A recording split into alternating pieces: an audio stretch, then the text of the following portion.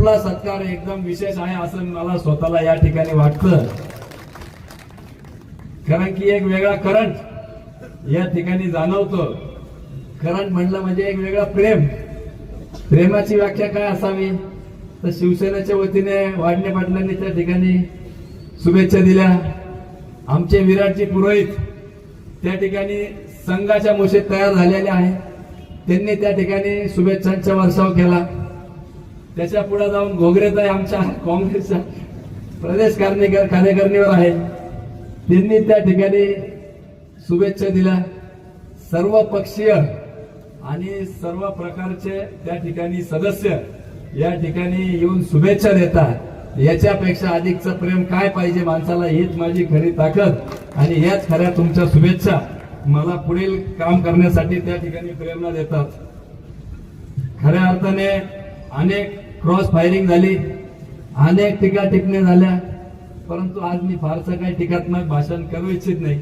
खरं तर आपले गणेश विरोधी लोकांना मी सांगू इच्छितो की माझी नम्रपणे विनंती राहील की आपल्याच परिसरातली ही काम देणं आहे.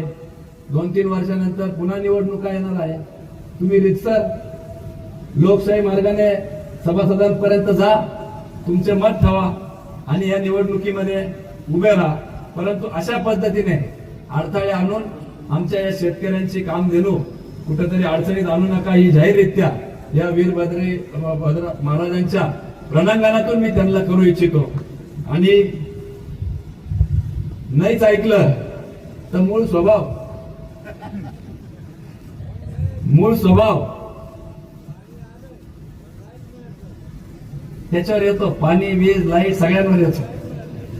परंतु मूळ स्वभावाप्रमाणे किती संयम ठेवायचा प्रयत्न केला तरी कुठंतरी संयमाला मर्यादा असते.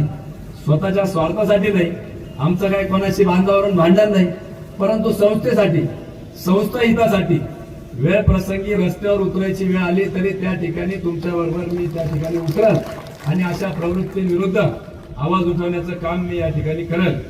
खरं तर मीडियाचे बांधव देखील मोठ्या प्रमाणात या ठिकाणी आले. अनेक जाहीर सभा झाल्या, अनेक सत्कार झाले, परंतु राहत्यात म्हटलं की तुमची विशेष उपस्थिती राहते. फक्त स्टेजवरच फोकस करा, नाही तर सगळे घेतले का परत अडचणी सगळ्यांना. ते म्हटलं जसं चारी सुटली नाही, एखाद्याची डीपी हात झाली, परत तेच बेकबे. परंतु मी कॅमेऱ्यात दिसले तरी अडचण. परंतु मी या ठिकाणी सगळ्या विरोधकांना सांगू इच्छितो, आपण सर्वजण आपण जेव्हा शपथ घेतो तेव्हा कुठलाही पक्षपातपणा न करता सर्वसामान्यांच्या तळागाळातल्या प्रश्नांसाठी त्या ठिकाणी आपल्याला संधी मिळालेली असते. आपण त्याच पद्धतीने काम करावं हीच या निमित्ताने विरोधकांना मी विनंती करतो. आणि नाहीच झालं तर त्यांना एवढंच सांगू इच्छितो की जब भी मैं घायल होता हूं तब मैं घातक होता हूं, एवढंच त्यांनी या निमित्ताने लक्षात ठेवावं. मी सकारात्मक राजकारण करणारा एक कार्यकर्ता आहे, आपली रेस मोठी करणारा कार्यकर्ता आहे. दुसऱ्यांची रेस पुसण्यापेक्षा आपण आपली रेस कशी वाढल त्या पद्धतीने काम करणारा एक कार्यकर्ता आहे. मगाशी म्हटल्याप्रमाणे अनेक भाषणांमध्ये मी सांगितलं, आमदार रूपी जरी 7-12 हा मला मिळाला असेल, तो बिल्ला आदरणीय मुख्यमंत्र्यांनीच माझ्या छातीवर लावलेला आहे, त्याच्यामुळे काळजी करायचं काही काम नाही. परंतु आमदार रूपी हा 7-12 जरी मला मिळालेला असला तरी त्याच्या पोट हिस्सामध्ये आणि इतर हक्कामध्ये तुम्ही सगळेजण आहात, त्याच्यामुळे काळजी करायचं काही काम नाही. आणि अनेक वक्त्यांनी सांगितलं की त्यावेळेस जर झालं असतं तर 5 जिल्ह्यांचा मी प्रतिनिधी विशिष्ट घटकाचा केला असतं. शिक्षकांचे प्रश्न आहेत तेही मी सोडवणार आहे. परंतु आता आपलं कार्यक्षेत्र 288 मतदारसंघात महाराष्ट्र राज्य आहे आणि त्याच्यामध्ये राहता आणि लोणी आवर्जून येतं याची मला पूर्ण कल्पना आहे. त्याच्यामुळे कुठेही असं मी म्हणत नाही, प्रत्येक जण आपापल्या परीने राज्य करते त्या ठिकाणी काम करत असेल. वेळ प्रसंग पडला तर आपल्याला कुठलाही कमीपणा नाही.